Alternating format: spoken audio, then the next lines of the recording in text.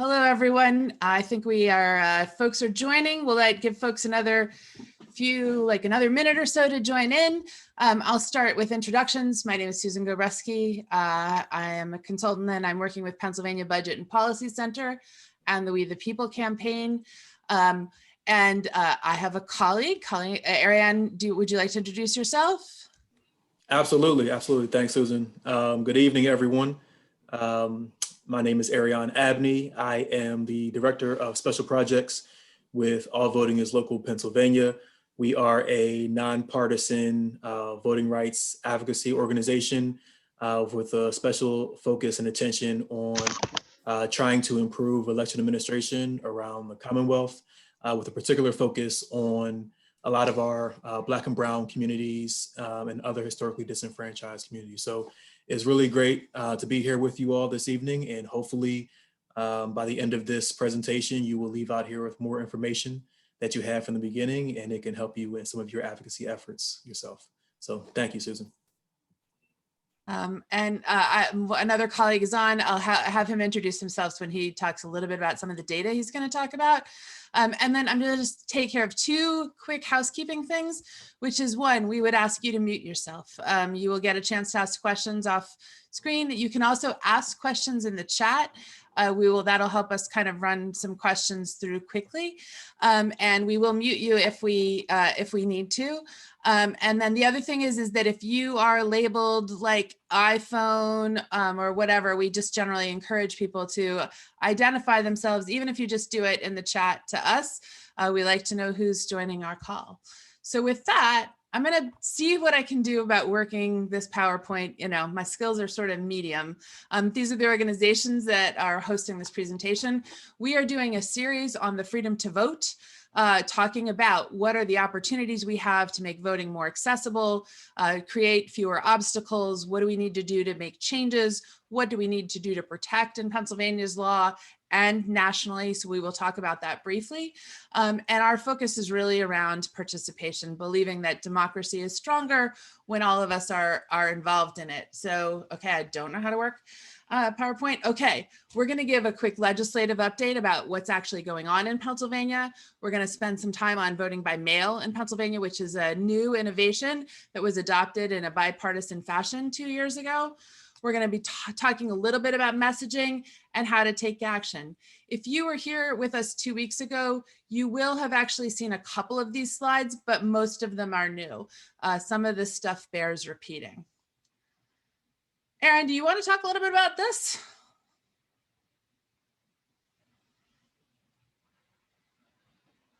I'm going to have it going on and off mute. I can cover it while you're. Oh, sorry about that. Yeah, okay, yep. So just a little bit of a sort of top line highlight of things. So I'm sure many folks have been checking what's happening on the news. It seems like it is, another day. There's a new state that is looking to activate different laws that really disenfranchise our voters. And so here you're looking at some of the sort of news clips and items that you might see out there in the press of efforts both at the state legislator level, but also sort of that dark money PAC effort that really has a lot of influence over how bills are drafted at different legislatures. And what you will notice if you go from state to state, a lot of the bills that are introduced in these states, a lot of the language is very similar. So it is not just this is not an issue that's just germane to Pennsylvania. This is an issue that is cutting across many states across the country. And it is an effort. But it is an effort, a national effort and campaign to really suppress people's access to the ballot.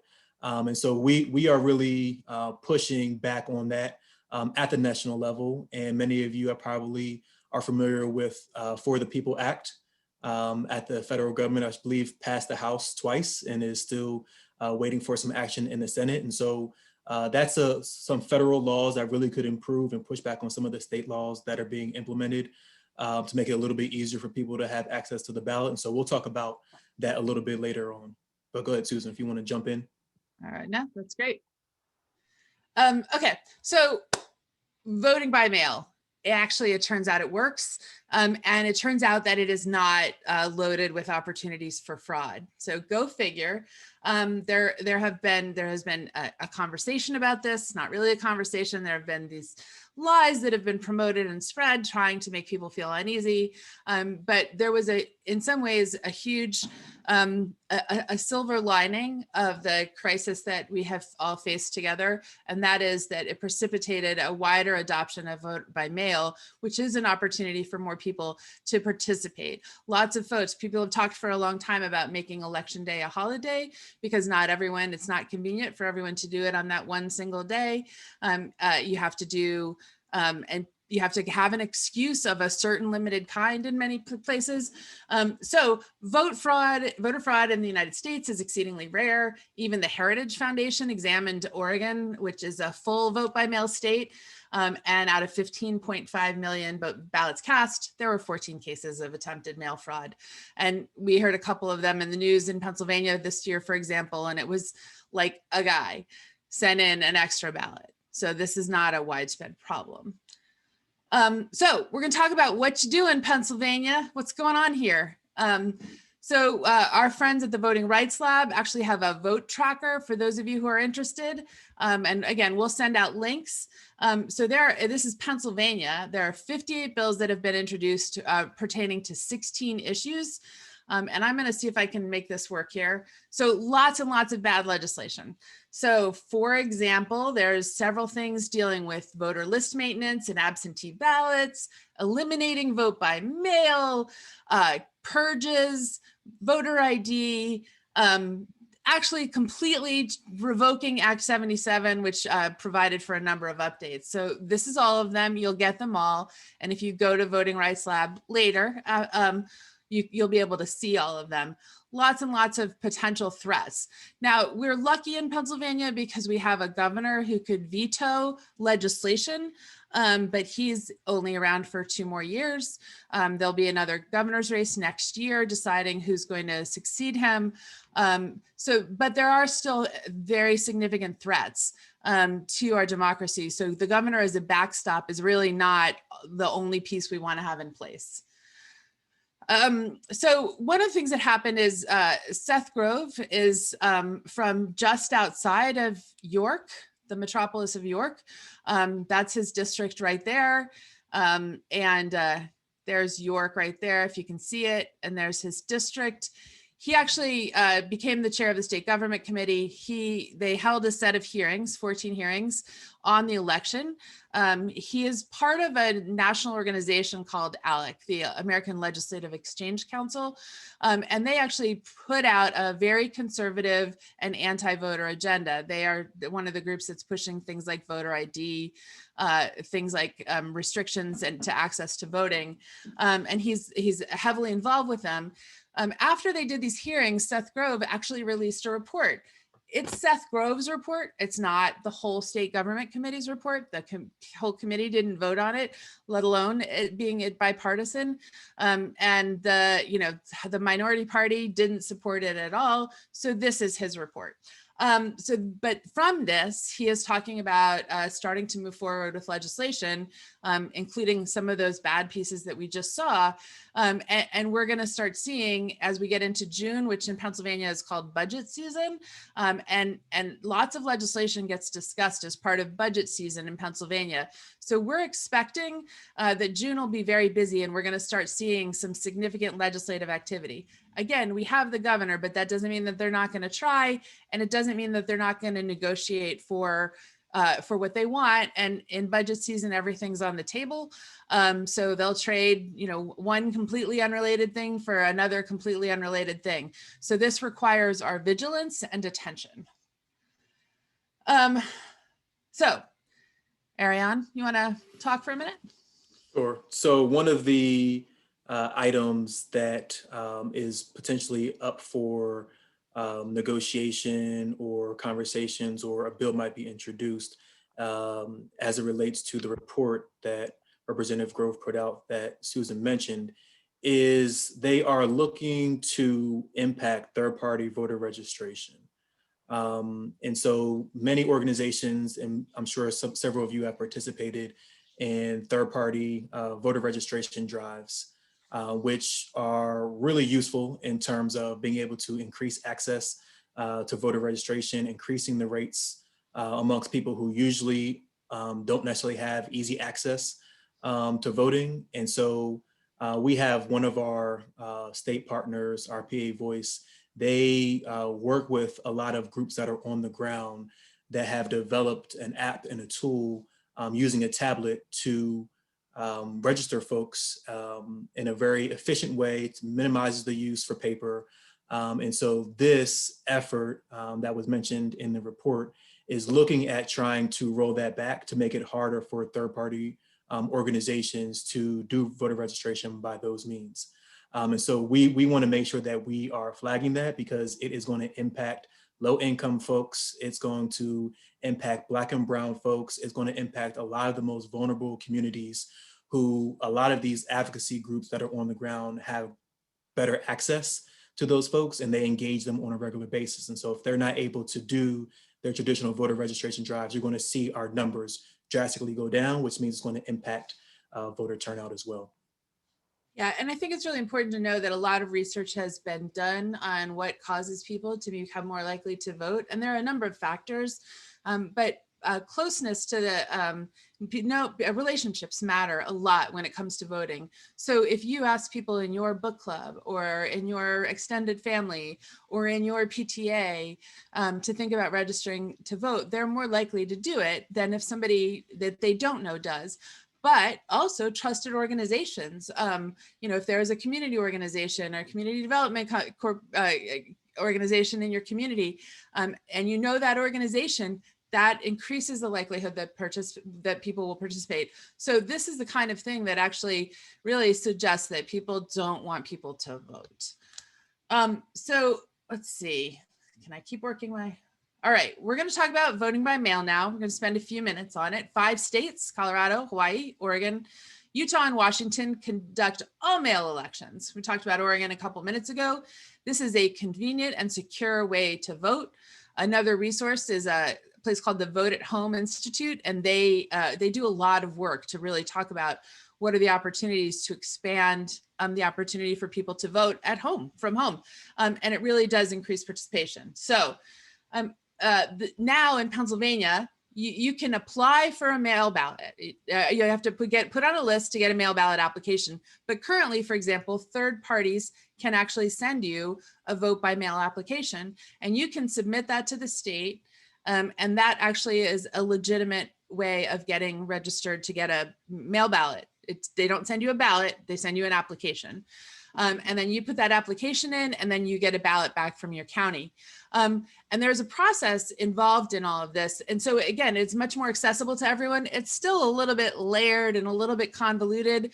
And there are some changes that would actually streamline voting by mail, which I'll touch on. But I'd like to take a couple minutes to talk a little bit about what's happened since we've adopted voting by mail. So I'd like to introduce my colleague, Eddie Foster. Eddie, ready? Yep. So in 2020 was the first time that we had vote by mail in Pennsylvania. It was passed in late 2019 and was first used in the primary in June 2020, and was used to its fullest effect that last fall in the general election. We saw 3.1 million people request mail ballots of various types, which is not only is a record in Pennsylvania, but it's easily 6 or 7 times greater than any sort of just from the old absentee system that we had before. 85% of people that requested those ballots returned them via the mail or a drop box or directly to their county voter services in one way or another, which is a very high rate, particularly for the first time the system had been used in the state. However, when you take into account the people that said, well, I want to make sure my ballot's counted on election day, I'm going to go and spoil my ballot and go vote on election day, or people that just didn't, that just voted on election day, regardless, we actually see a 95% voting rate amongst people that requested vote by mail ballots. So the simple act of requesting a ballot actually is really effective in making sure that that voter actually, in the end, casts a vote. This really made all groups more likely to vote, but particularly in BIPOC communities and less frequent voters. We saw in 2020 that the people who utilized the vote by mail system were more likely to be Democrats than the population at large, with 65% of the people returning vote by mail ballots, being Democrats, with 24% being Republicans and 11% being independents and members of third parties. Next slide. So we've seen a few things now that we have just gotten through the primary this year here in Pennsylvania. We had 800,000 applicants in an election with a much lower salience. There was a lot less money spent, obviously, compared to a presidential election, and a lot less program aimed at getting people to sign up for vote by mail. There was still a 75% return rate, not quite as high, and we don't have the voter file back yet, so we don't know the voting rate. But one early takeaway that we have is that it appears a large proportion of the signups were from that permanent list that Susan was talking about earlier. A large portion of these 800,000 were people that got a letter from their voter services, from their county voter services, saying, hey, you checked this box last year to get an application again this year. Would you like to sign up again? Yes, I would. And they filled it out and sent it back. So that appears to be a pretty effective and large proportion of these people, and from this primary, it's even more skewed towards Democrats than it was in 2020, with 73% of the returns being from Democrats and only 21% being from Republicans. Next one. So just looking ahead for what to expect around vote by mail and the efficacy of it for this fall, as well as into 2022. There were nearly 700,000 voters, who voted by mail in 2020 who did not vote in 2018. And there are nearly 6.5 million people who voted in 2020 who did not vote by mail during this primary. So we have a really big pool to get people to sign up for vote by mail from. And there's a lot of obviously signing up the allied sections of the electorate. This should be the new normal for electoral campaigns across the Commonwealth. I like to say that it used to be GOTV was a weekend. Get out the vote was the last weekend before Election Day. That was our real opportunity to turn out voters. We now have months to turn out voters. And organizations and campaigns and everybody else in the state that does electoral work needs to start adapting to that. That GOTV is here right now, quite frankly. So we know, since the act of signing up someone for vote by mail makes someone much more likely to vote, GOTV is basically the entire cycle long. However, we do see that we still need ballot chase program, because as I said, only 75% returned during this primary. So we need some program around making sure people return their ballots. And for those of you who are coming at this in a more nonpartisan way, I think one of the things that's important to mention is that, generally speaking, the researchers have found that this is not a particularly partisan thing. It has become partisan. I have seen some political scientists espoused the theory that the reason that it was so skewed was because of the campaign against it, right? People, voting has become a partisan thing. It used to be you voted, the goal was everyone vote, and then you have a contest idea, but now voting itself has become a partisan issue. So that probably had a significant effect. And I'm sure that there were people who, and campaigns and organizations that were focused on trying to encourage more people to vote in all of the ways possible because of their sense of urgency.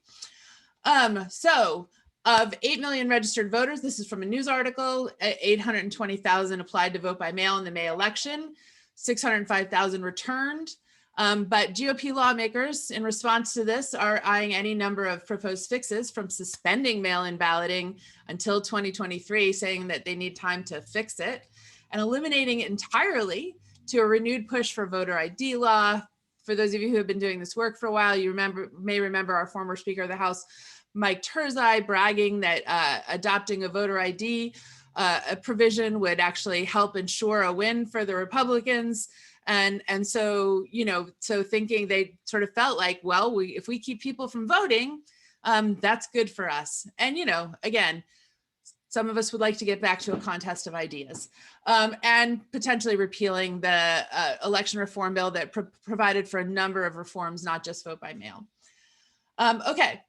I don't know, Ariane, you're younger than I am. Do you want to talk about youth vote? Am I? My knees are saying differently. I'm not a lot. You're a lot younger. Yeah. So youth turnout. So we had some of the highest number of young people come out and vote in this election. It was the highest at 57%, which was an increase from 2016, and particularly in the states that mailed out ballots to voters. And so states that had restrictive vote by mail laws saw the lowest turnout. So their average was around 42%. And so some of the states to consider whether to keep some of the changes to ease voting by mail that was made in 2020, or to eliminate them altogether.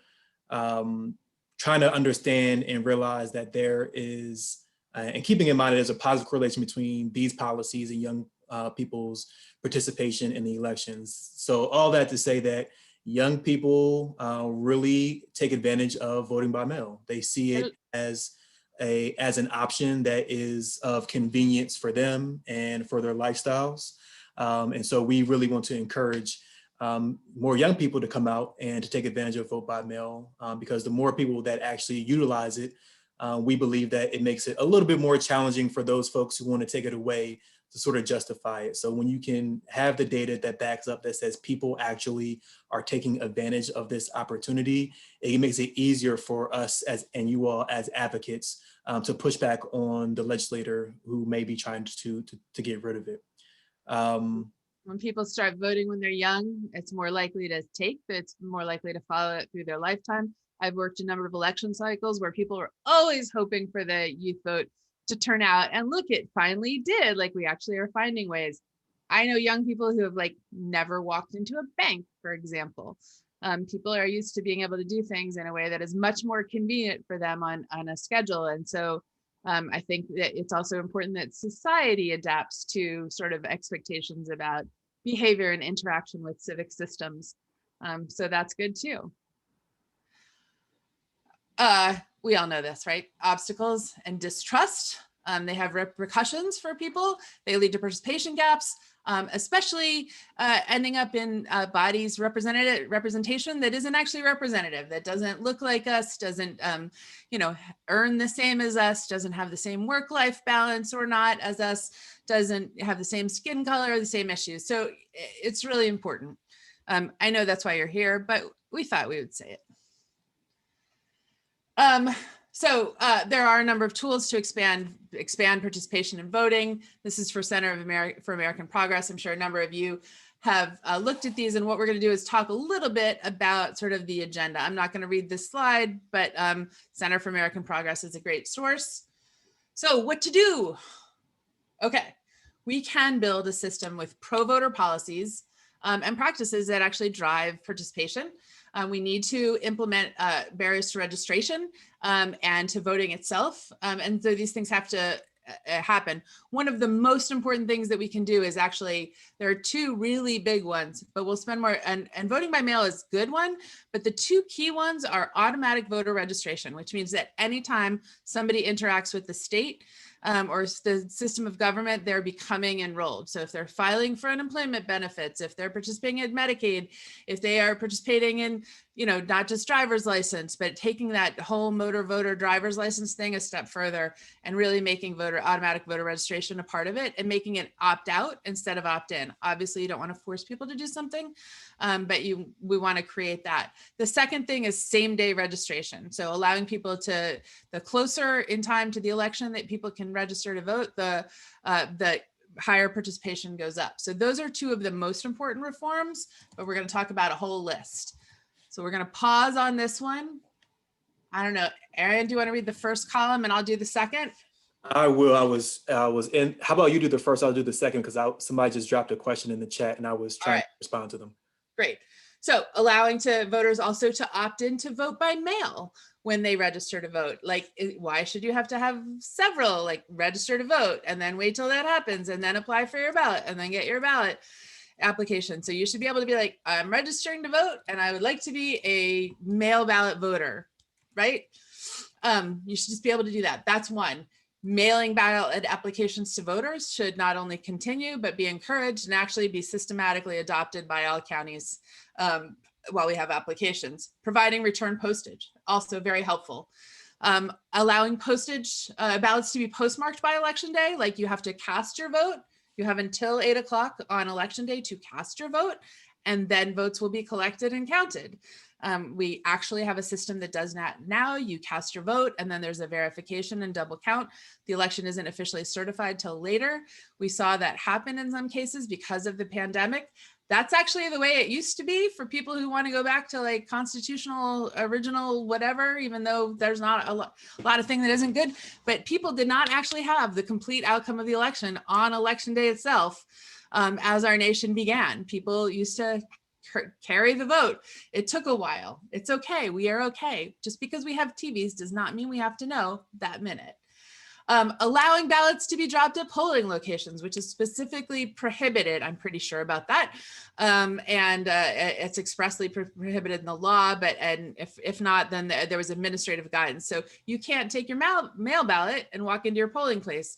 You can take it in, spoil it, which is to destroy it, and then go vote on the machine, which is good. I knew some people who did that, but you should be able to just take it in. It should be a collection site for your ballot. Improving access to ballot drop boxes. That was one of the things we talked about last time. They should be distributed throughout places where people live to make it more convenient. Not everyone is close to their county courthouse. Genuinely adopting early voting, actually having satellite election offices where people could walk in and actually cast their ballot, not even just deposit a mail ballot. Ariane? Awesome. Yep. And so also looking at things like same day voter registration, which, several other states have implemented for a while. And to be honest, several of these items that are on this list, other states do it. And there is sort of a blueprint.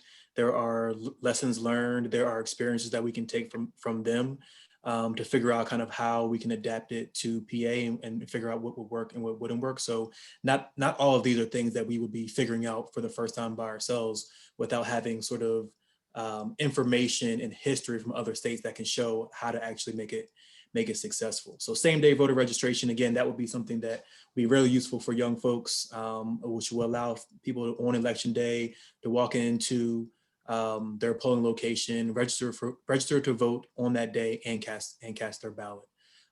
Susan already mentioned automatic voter registration, really focusing on those state agencies that would be many of them required under the NVRA, National Voting Rights Act, where they would have to allow folks the opportunity to register to vote and making it so that they would have to opt out versus having to opt in, as Susan mentioned.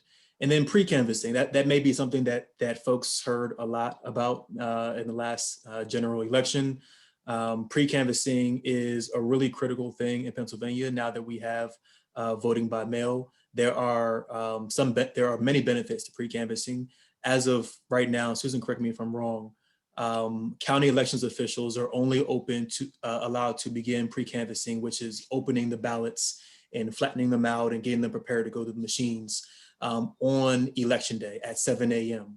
And so while that is a slight improvement from what it was before, that we've seen that it isn't necessarily enough time for county elections officials to count all the ballots and have results back in a reasonable amount of time based off people's typical expectations. So one way to sort of counterbalance that is to allow more time, a week or maybe 2 weeks, for counties to be able to open those ballots and get them prepared to be able to count. It takes a lot of the pressure off of county elections officials, and it takes a lot of the stress off of election day workers. And then pre-canvassing, which is part of the conversation that folks don't always talk about, because in it, we talk about how it benefits elections officials, but it also is a benefit to voters having pre-canvass, because if somebody votes by mail and they make a mistake on their ballot, or they forget to sign it, or they forget to complete it in full, and a election worker at the county receives their ballot a week before the election, and they look at it and they say, hey, they didn't sign this, or they didn't complete it in full, they can call that voter and say, hey, Margaret, we have your ballot, but we see that you didn't complete it. Do you want to come in and make some adjustments? And it gives that voter enough time to be able to do what they need to do to cure their ballot if they're missing a signature or didn't complete it fully. And the last thing is election day should be a state holiday. I think that's, yeah. or state, national. I think that is a push that many states are trying to do. And I think For the People Act might have something in there about that as well. So I'm going to cover 2 slides about messaging. And so some of you may have seen this before. This is not the longer presentation on messaging, but I know a number of you are community leaders, people who will be talking to others about this, or you'll be stepping into that role because you're concerned about this issue. And so we're going to give you some messaging guidance, and I'm going to talk about it while you read it, and then I'm actually going to be quiet and give you a moment. Research has been done about what to say and how to talk about these issues. So I'm going to say 2 things that are really important. The first one is that you should always center the voter. The person that is most important to talk about is the voter. This is about us. This is about our rights, our ability to choose our leaders, not our leaders choosing us. And then the other one is don't say the F word. And that F word is fraud. You do not want to legitimize the argument that people are making by arguing about it. So we want to talk about what we want, what we need, that our community officials, people from our communities, serve us to help make elections work, that this is about voters and about their choices and about their convenience and about their security. It is not about politicians. So I'm going to be quiet and let you read this slide. And then I'm going to let you read the next one. We'll be able to answer questions about it.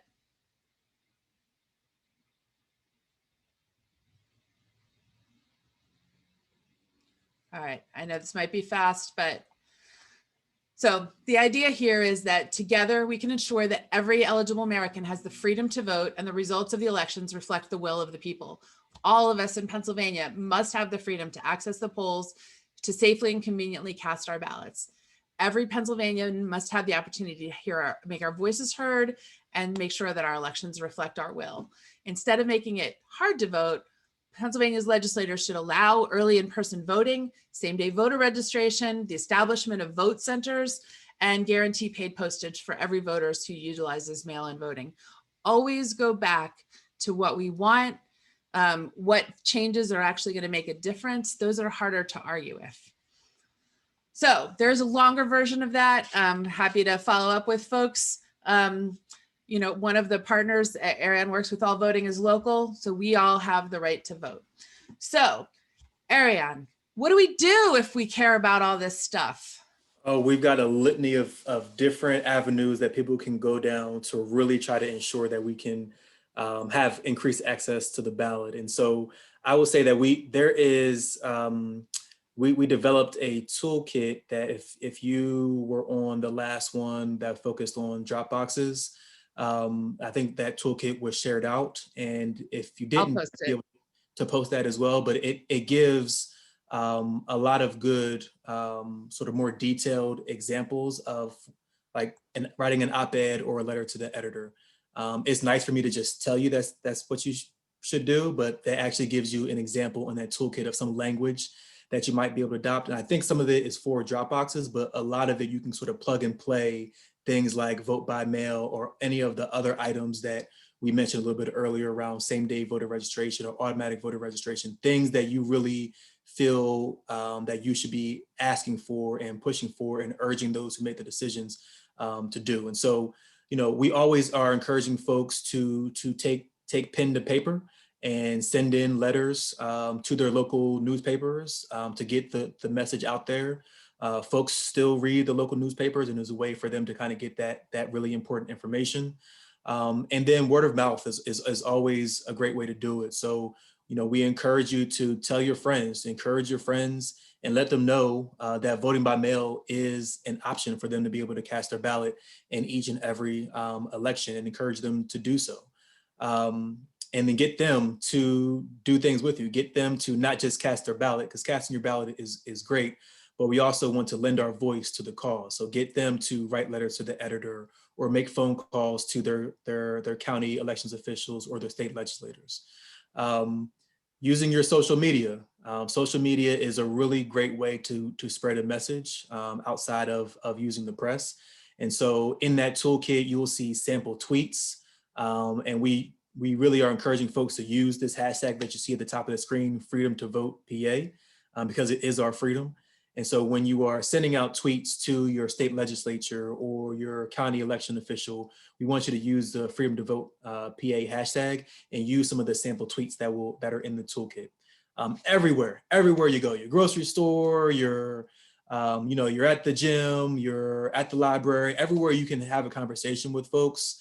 Try to figure out how you can infuse the topic in the conversation about expanding the right to vote and encouraging folks to vote by mail.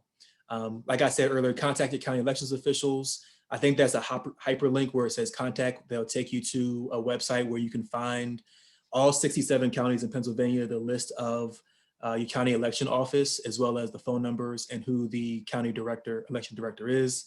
And then attend your county board of elections meetings. That are really critical meetings where decisions are being made by folks at the county level, where they are making decisions whether they're going to pay for prepaid postage for voting by mail and things of that nature, drop boxes, satellite offices, and prepaid postage.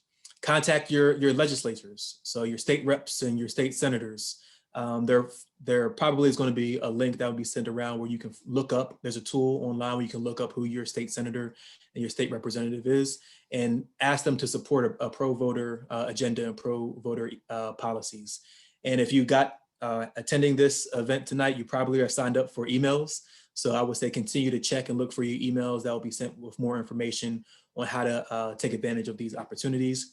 And then lastly, want you to sign up to participate on a county team. So one of the things that we are trying to build out is county level specific election administration work. And so trying to get small groups in several counties across the Commonwealth to sort of take the lead and take ownership of election administration in your county, to organize folks to go to county boards of elections or to organize folks to write op-eds and things of that nature, to really take advantage of a leadership opportunity.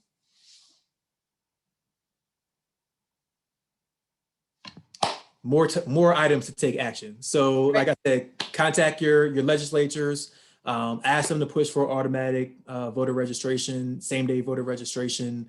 One of the things that we found really useful and some of the work that we did in the general election last year was working with organizations that were on the ground that had capacity to do like patch through calls. So we would create a script that said something like, hey, Allegheny County, we are voters in Allegheny County, and we want you as the Board of Elections to ensure that we have drop boxes across the county. And so we wrote up a script, organizations reached out to their membership, and had them send emails to the county executive and the Board of Elections members and send phone calls based off of that script to the Board of Elections members and the county executive that really helped to put the pressure on them and really beat the drum and annoy them enough times that they actually did some of the things that we wanted to do. So those phone calls and those emails are really important. Pushing for pre-canvassing, drop boxes, ballots being dropped off at polling locations, real early voting at vote centers, oppose expanding partisan poll watchers. That is something that was in the report as well, where they're trying to allow folks from counties and certain areas to come into areas where it's more urban districts or urban neighborhoods to be poll watchers to sometimes harass some of the folks that are there. And then again, sign up to participate on one of our county teams. Yeah, and so two things. One, if you've never called your elected officials, so there was a time then folks got really used to sending emails to elected officials. But right now they've gotten tired of emails and email systems. And so calls really are the most effective. Couple things. One, be nice to staff. You want to be the person who's like a delightful constituent, and they, even if you know that your legislator doesn't agree, but staff, they're working hard. Even if you disagree with them ideologically, your message will get passed farther along the nicer you are. And a call goes something like this. Hi, this is Susan. I'm a constituent of Representative Chris Rabb. And I am calling because I am very concerned about voting. So I just wanted to leave a message, hear a little bit about the representative's position on these issues. And so I am super concerned that they're going to take away voting by mail. Is that going to happen? And they'll be like, I don't know. I can take your information and we'll pass it along to the representative. I mean, the calls are pretty simple. They're non-committal. Just, yeah, well, this is my top issue. I was talking about it. Always like tell people that you're a chatty. I was talking about it at the playground the other day or at my book club. And I know, like, this is one of those things. I used vote by mail. My mother-in-law used vote by mail. Like, we really want to make sure that we protect voting by mail. Ask them to answer, ask them to tell you what their position is. And you can call them every week. It's actually not like voting. You can do it more than once. Making sure that you weigh in with your elected officials is really important on this. Okay, so the other thing that you can do is we had some folks took the conversation about drop boxes we had here a couple weeks ago, and they are campaigning for more drop boxes in Bucks County. They prepared some data about what neighboring counties. They said Delaware County had 44 drop boxes. We only had a few. They created a petition to go to the County Board of Elections. They had a little event that, as you can see, where they became ballot boxes. So they leaned in really well. So there are opportunities, and this goes back to the county team thing. Can we get people going to meetings, asking county commissioners what their plans are, what they're going to do, sometimes what help they need to get more things from the state, and really continuing to advocate. The thing we want to say is that it will be harder to take away things that people use. So if people are asking for drop boxes and satellite election offices and using them, if people are asking and participating in vote by mail and encouraging other people to vote by mail, it will be harder and harder to take those things away. So making sure people are aware of options and using these options is going to be important. We have another exciting project. Ariane, this is you. So this is sort of a precursor and a preview to potentially a future topic and discussions similar to this one that we're thinking about doing as a webinar, but wanted to just create the space and recognize that when we talk about expanding access to the ballot for folks, we have to recognize and understand that not every voter uses English as their primary language. And so we want to make sure that when we are doing all of these things to ensure people's ability to be able to vote, that we are considering language access and prioritizing language access in everything that we are thinking about doing. And so There is a campaign that is going on right now that's really targeted to Philadelphia. Actually, the Philadelphia City Council is considering a proposal where they would increase funding for the city commissioners who run the elections in Philadelphia to have funding to add 7 languages to the actual voting machine, so that folks who English is not their primary language, they can still be able to read the ballot and understand it. And so there's a petition that is live right now. You'll see at the bottom left of your screen down here, where we are encouraging folks, particularly in Philadelphia, to sign the petition. The petition is really asking the city council to approve the funding to give to city commissioners to allow them to have these 7 languages. So Chinese, Vietnamese, Arabic, Haitian, French, and Russian. That's 6, but it's also 7 is including English. So those 7 languages to be available in the upcoming election when folks go to cast their ballot on election day. The machines have the ability to accommodate up to 16 languages. And so we are pushing them to start with these 7 languages because these are commonly used languages in the Philadelphia area, and then see how that goes in this upcoming election and see if we can expand it. And so one of the really unique and cool things about our petition is because we want to center language access in all of the work that we do, the petition is not only in English, it is actually in those other 6 languages that I described. So if you know folks in the Philadelphia area that Spanish is their primary language, or Chinese or Vietnamese, Arabic, French, or Korean, you can share this specific link with these specific links with them. And the petition is the same in those languages as it is in English, and they can read it in their language. And the petition, once it is submitted, it goes directly to all 14 members of City Council. It goes to their email so that they're notified that they got another signed petition for them to vote on this. I think the vote is set to happen at the end of this month. And so, again, we just want to make sure that we are recognizing all the things that we're doing, that language access is of utmost criticality. And so we hope that sometime in the future, we can talk about this in a little bit more depth going forward.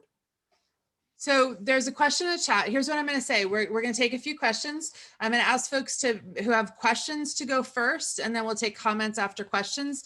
And I'm going to start with the first one, which is, does it cost the state more to offer mail-in ballot?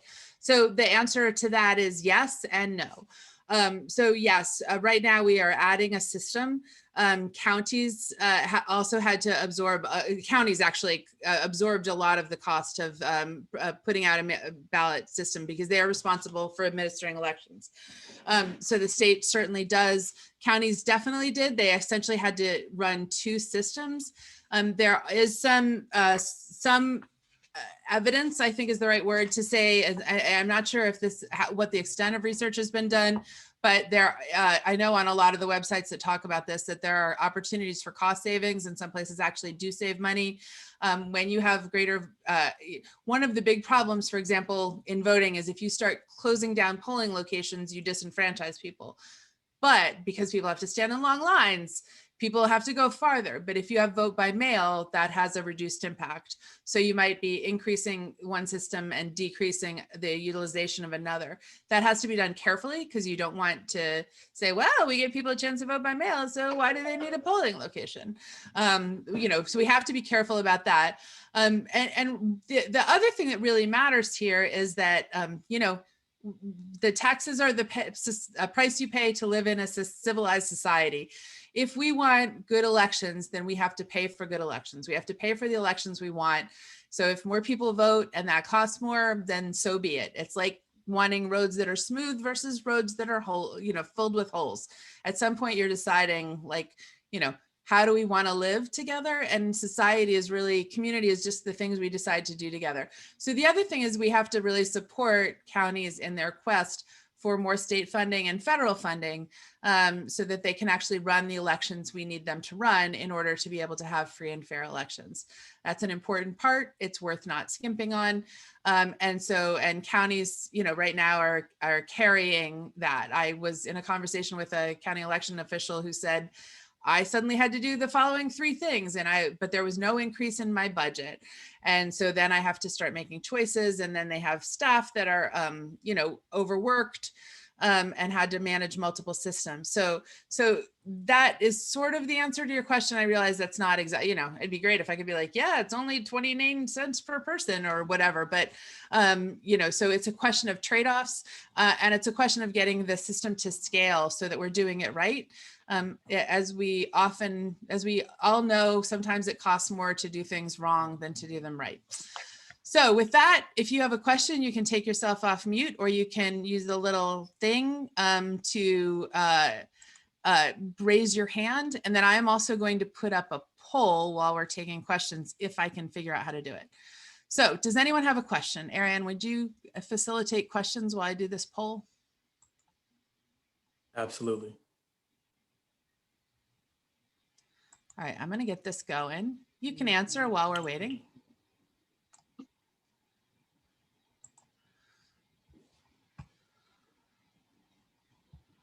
All right. If there aren't any questions, would anyone like to make a comment? We put them all to sleep. I'll add just one sort of personal comment about voting by mail. I did take advantage of voting by mail in both the primary and the general election last year. And for me, one of the reasons I did that was, well, 2 reasons really. One, really wanted to promote voting by mail. Actually, 3 reasons. Really wanted to promote voting by mail amongst the Black and Brown community. I know there were a lot of folks who in that community who were hesitant about it, or who just they're used to going in person to vote, and that sort of is a tradition for them. And so really wanted to sort of use my platform to sort of encourage folks that, hey, there's these other options that are safe and secure for you to cast your ballot. But definitely during a pandemic, this is a heightened reason to do it.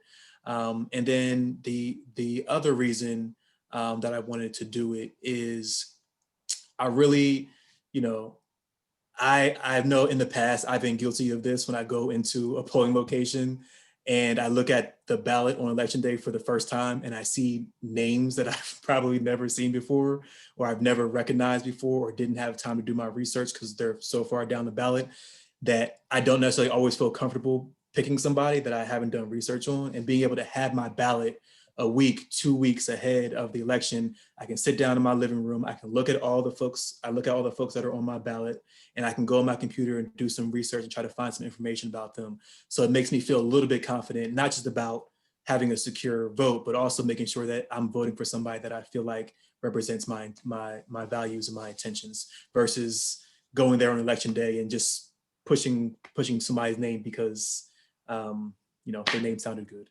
I'm guilty of that.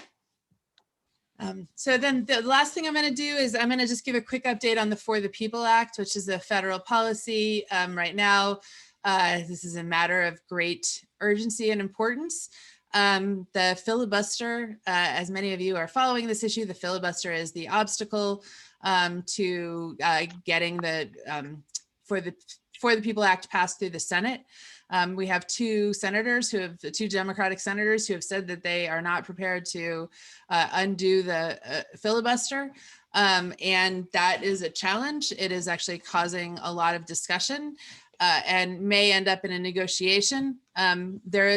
Some people are holding out hope that there will be an effort to try and get some bipartisan action, and only after demonstrated refusal to cooperate, that voting rights might be an issue, that there may be a carve out so that they will move forward on voting rights and set that aside from the filibuster, sort of a carve out from the filibuster, and be willing to do that. But it is also stalled. We are in Pennsylvania. We often have one of the most important senators in terms of a swing vote. We used to have Earl Inspector and Pat Toomey. People assumed he was a swing vote for a while. He never really was, but it's Joe Manchin and Kristen Sinema. So if you know anyone in West Virginia or Arizona, call them and tell them you will send them cookies. I don't know, that's probably illegal, but like tell them to call their senators and weigh in as a constituent about the For the People Act. I'll include I think I'll include a quick update or at least an article about the For the People Act in the follow-up that we'll send out about this tomorrow. We are going to do another session in 2 weeks. And one of the things that you can do is invite another person to join you here to become a well-informed activist with you, or a person who can help spread the word and be on message and help represent. We are going to ask folks to help expand these county teams by keeping in touch with county commissioners. Our first approach before we start targeting them is going to be to try and make friends with them and ask them, can you put up more ballot boxes? Would you open up a satellite election office? What can we do to support your request for the funding that you need to run elections? Because ideally we'd like them to feel like that the people are their allies in getting elections to run right. But you know, if we have to, we'll dance, dress as ballot boxes and dance. Or whatever. So invite someone else to one of these sessions, sign up for advocacy, keep an eye out for emails. You can add, Ariane, do you know what's the email address that the All Voting is Local comes from? The main email address? Yeah. Well, we're going to send you emails. And when we do, you should add us Yes. to your email address book so that you actually see our emails and it doesn't go to spam. And we're going to do our best to provide high quality updates and action opportunities for you. We promise not to send something every week, or every day or whatever. We'll send it when there's something to send. And we are going to see you back here in 2 weeks. Any other questions or comments? Last chance. Yes, Matthew, ballot curing is critical. Agreed. All right, well, thank everyone for joining us. Please go ahead and feel free to drop off. I'll wait here for a couple minutes in case anyone wants to ask an in-person question or make a comment. And thank you all very much for coming. We appreciate your time on this rainy evening. And we look forward to talking to you again in 2 weeks.